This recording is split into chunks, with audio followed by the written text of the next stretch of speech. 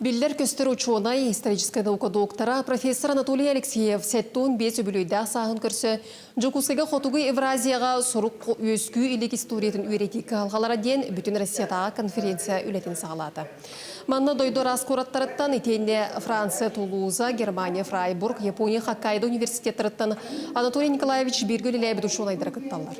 Конференция итінде Нуча Лапландиятын, онна Сибир түң бұлырғы нехиленетін сібәхен бұлырғы көмүйіні чопчулуыр саңа неманы кәпсет Анатолий Алексеев Сибир түң бұлырғы историятын өретеге ұлғаның өліғ. Кенде салайар археологическая экспедицията 30 сылустата 305-тен тақсы археология паматын неген арыйбыта.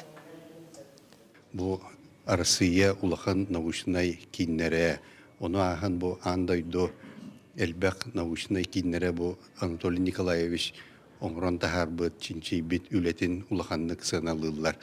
Ол түмігінен бұл бүгін бейге ұйтар международный конференция бит, оны ме тоғылыр тоғдетекқа бұл бейге бұл сақахерінағы әрі коллегалары бол баққа бұл Россия улахан научный осколаларыттан андайду бұл қотуғы государстволардан бұл Европа государстволарыгар тие келбет бүгін бұл конференция кыттықтақ бейге коллегалар бұд оны тоғылулар